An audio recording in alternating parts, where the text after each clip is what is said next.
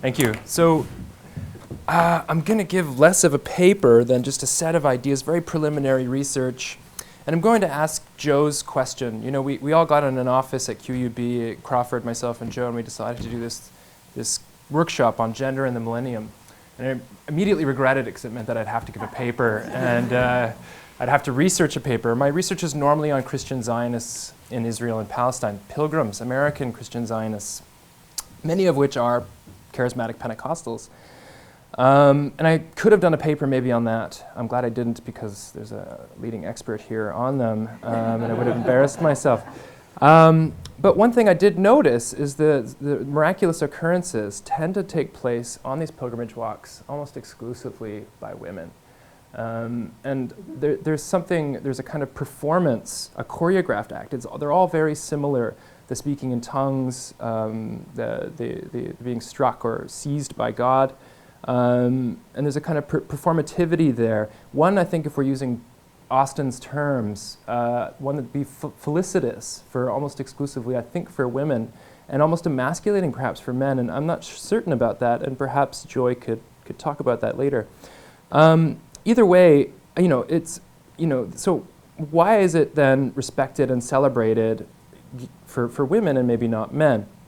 So I want to, look at how can women perform prophecy publicly without being disbanded, ostracized, ridiculed, even though they often are or were throughout history in these institutionally patriarchal, often misogynistic forms of institutional religion. So how is it that their prophecy becomes legitimate and true words of God? And so I want to ask the question, how can women then be celebrated as prophets? So Luce Igari, she writes of prophecy, the only place in history of the West in which a woman speaks and acts so publicly is through prophecy. That's a very general statement, and this paper is very general. I really run the gamut of written history here about women prophets, female prophets. And while these women might be parroting and channeling patriarchal religion, Finke asks how they were empowered to do so. She asks how prophecy is a site of struggle between authority and those who resisted it. So in this paper, I take a Foucauldian perspective, asking not what causes women to be prophets, but how through a power-knowledge nexus it is possible to think that. How is it possible? So again, it's taking very literally Joe's question in his abstract. And it's completely different from anything else I normally do. So be kind. I think the answer in part, though, lies in the dualism between culture and nature. Famously codified by Descartes, here men in culture of the rational mind, they're publicly active, yet reasonable, while women are of nature, they're irrational, emotional bodies, passively private, and yet dangerous. There's all these paradoxes that exist here. And it's particularly of the mind-body dualism that is at work here between culture and nature, that women who are of the body can be vessels and channel God in a kind of purity, but a dangerously balanced one, where it could be purity or it can be demon possession. It can go either way, sort of, You're always sort of balancing this. And there's a lot of contingencies, I think, that are related to nature that allow it to be decided whether it's pure possession or it's sort of demonic possession. So here I'm thinking of the dualism in Revelation where a woman can be, Madonna wrapped in the sun, or she could be a whore drinking blood and fornicating. So Elizabeth Fiorenza writes of Revelation, encourages the reader to perceive women in terms of good or evil, pure or impure, heavenly or destructive, helpless or powerful, bride or temptress, wife or whore. And the vulnerable and paranoid male subjectivity needs to see female sexuality as knowable, certain, and manipulatable for consumption as either Madonna or whore. So these images are wholly of the body nature. They are extremes, either or, and I think we can find this kind of thinking well prior to Descartes without being too presentist and too generalist. I'll begin with just a little bit more discussion on the nature question. So famously, Carolyn Merchant, remember I'm a geographer working on apocalyptic religion, which is unheard of. I'm actually the only one. So nature here is the sort of segue for me into these kinds of discussions. So Carolyn Merchant, in her Reinventing Eden, She says that the fall from paradise, that lapsarian moment, is caused by a woman, and it results in, I quote, "the valence of a woman is bad. The end valence of nature is bad. Here men become the agents of transformation. They become the saviors who have the capacity to recreate the lost Garden of Eden." So in Judeo-Christian tradition, she continues, the original oneness is male, and the fall is caused by a female, Eve, with Adam, the innocent bystander.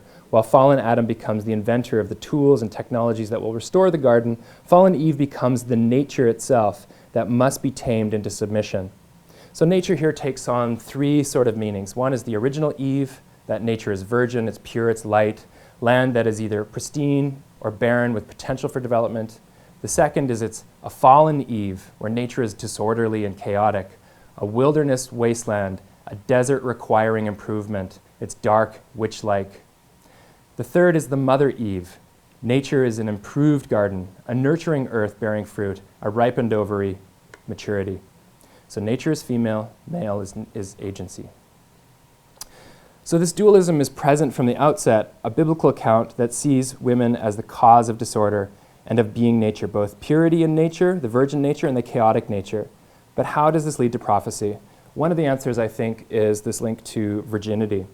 So Katerina Wilson argues beliefs in women's mystical, prophetic, and powers, as well as in their female predilection for religious enthusiasm, are as old as the record of human history.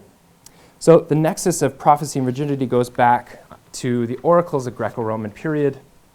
So Pythia, the oracle of Apollo at Delphi, was a virgin because, to quote Herodotus, they were of the uncorrupted state of nature. But because these Pytheria and those that followed were continually raped, they later changed that to be an older woman and adorned her with the accoutrements of a virgin.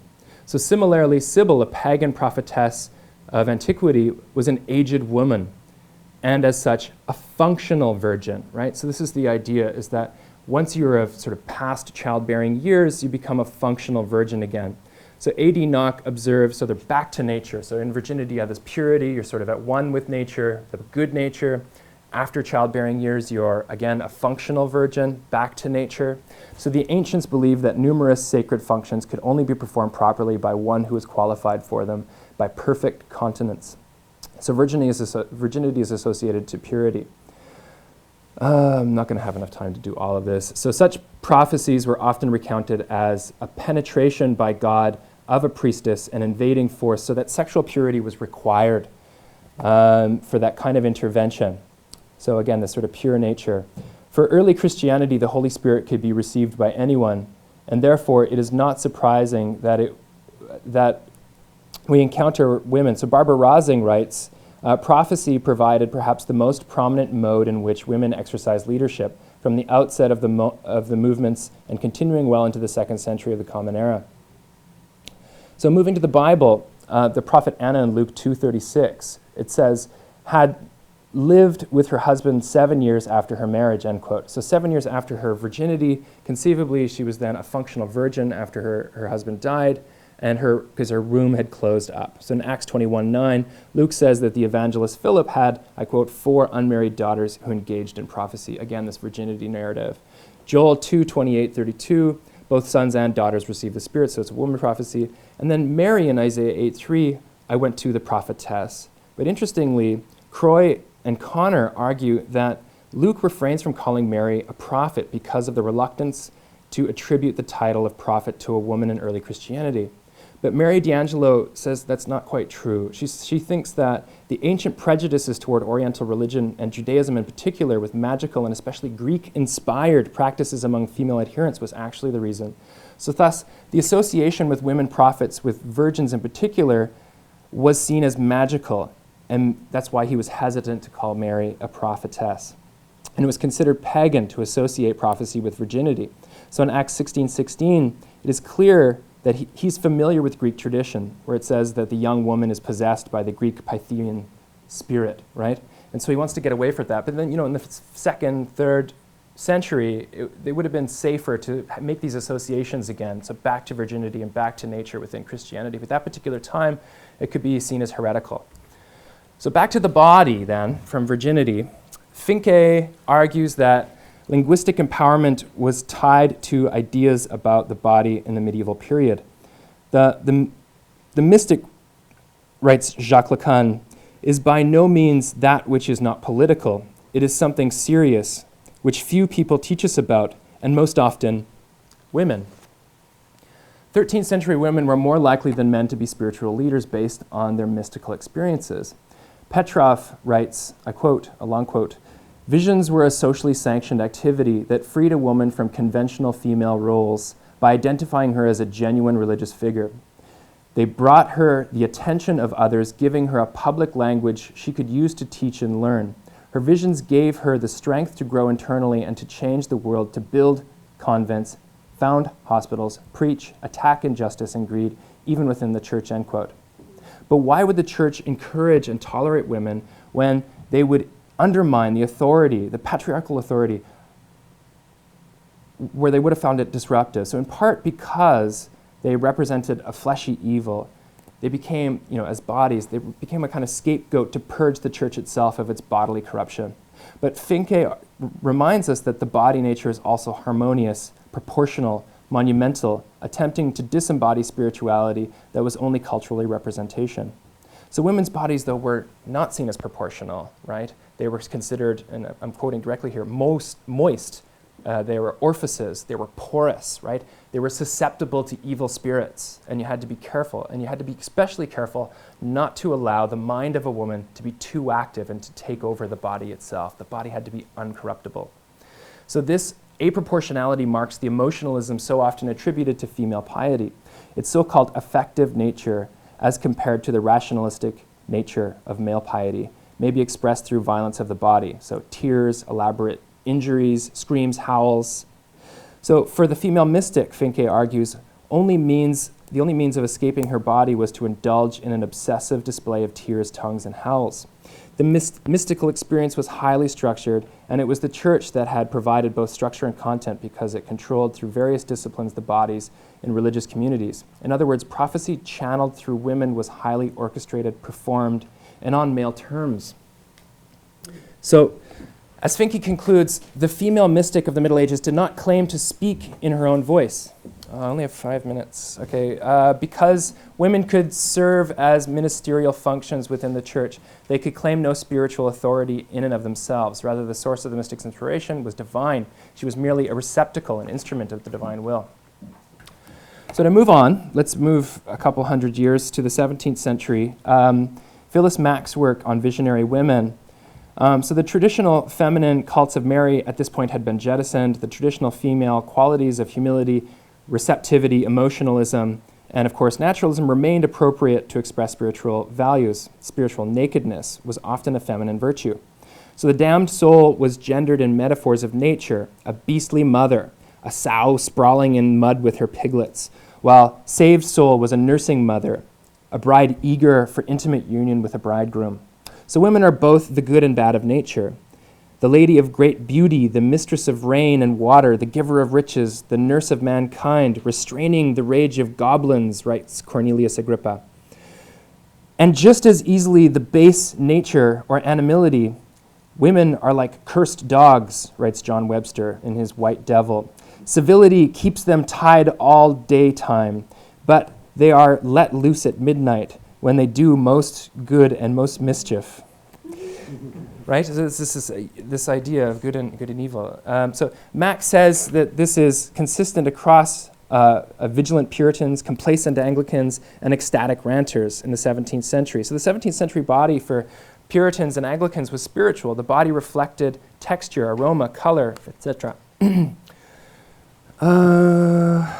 don't have much time, so I'm going to skip a bit. Right. Women were, lustful, irrational, emotional. What made them susceptible to channeling God was teetering between this good and evil, as I'd already said. And so here we can see prophecy as a kind of possession, right? So bodily tears, for example, had sacramental significance as a tangible sign of inward repentant grace. Thus the visionary Sarah Wright were more efficacious for being uttered her prophecy through tears. So women were more porous, moist, spongy, susceptible to pollution of the animal body into the mind. And thus, there was an otherness to women generally, not just for witches, prophets, and whores. I'm quoting here. I would never use these terms generally. I would, I would say sex workers. Speech itself was considered powerful by a woman. It was instrumental power, which led to mistrust of women's cleverness because, I quote, the mere presence of an active female brain, Mack writes, embedded in the untrustworthy body was the sign of a tendency or lavishness or witchcraft. So women's speech was duplicitous and could create disorder and enemy to culture. So because of this, this is really interesting, because of the association of smart women being subversive, women prophets were often described as dumb, meaning both they were stupid and mute, so they are empty of everything but God. So derived from the classical tradition of the vates, the visionary was an empty receptacle for divine inspiration, so sort of pure nature, pure body, as well as the Christian tradition of paradox, whereby God is the lowest, and the lowest shall be first, that sort of thing. So Mack argues that this is not just misogyny at work here. Rather, philosophers had profound respect for women prophets because they felt alienated by God because of their inability to breach their reason. So thus, all women had a clear spiritual advantage over men, and women's weakness and their purity was less likely to interfere with their capacity to act as receptors for the divine spiritual energy emanating from heaven. Interestingly, there's a story here of Joan Drake, who was not respected in her regular discourse, but when she was prophesying, she was considered a sort of natural vessel. And when Joan Drake died, it was thought that her body was restored to virginity. It was a return to nature afterwards. So among the Millerite movement, I found the sort of thesis gets thrown on its head. It's less about nature anymore, and it's more about, so Catherine Breckes writes that that about 5% of the preachers in the Millerite movement were women, and many of the sort of what they would call fanatics, or so the women that were prophesizing, like Elizabeth Stone or someone named Miss Thompson, were actually ostracized. And it was only the preachers themselves that were considered intelligent and sensible. So you see this kind of inversion of the mind-body and seeing women as irrational here in the Millerite movement. And you had even some leading feminists like Angela Grimley and Sergina Truth, who were attracted to the Millerite movement in the early 1840s, but both later wrote that they regretted it. And so there's some interesting sort of feminist issues going on within the Millerite movement. But what's interesting is that a lot of the Millerite women used the prophecy itself to subvert their gender. So one argument that they made was that women were permitted because of their gender. They identified the female preaching as a sign of the coming apocalypse itself. So Joel's prophetic description, yeah, all right, where it says, "And your sons and your daughters shall prophesy." They saw that as a sign of the last days itself. So they used that to their advantage, empowering themselves through apocalypse. Also interestingly, I just want to say this one thing before I conclude. Ellen White, so after the Millerites, Seventh-day Adventists, so when she was 17 and still presumably a virgin, in 1844 she was already expounding prophecy, but she married in 1846 and really didn't emerge onto the scene again until 1863 after her children had left home. So again, she becomes this kind of functional virgin in the public sphere, right? She's allowed to be a prophet because she's seen as a functional virgin. So Lee Quimby has a lot to say about this too. She says that nature becomes a dichotomized feminine force that follows the angel-demon duality. What I would say is that, just with a little bit of theory at the end, Derrida, in his essay of apocalyptic tone recently adopted in philosophy, he argues that the claims of apocalyptic tone by philosophers claims a truth, and often a universal truth. And truth, as Foucault has cemented in our 21st century brains, it's become so normative, is always about power and authority. So prophecy allows women then to expound on a kind of truth, and in doing so gives them power and authority in otherwise patriarchal, potentially even, well, certainly misogynistic society and institutional religion. So it empowers women in certain ways. And I think the problem here with a lot of secular feminists is they would say something like, well, I would deny any kind of universal empowerment from a hierarchy. But that misses the point that wasn't accessible for a lot of women, a lot of these women prophets. And one of the only ways that they could subvert patriarchy was through prophecy itself. So that's it. Thank you very much.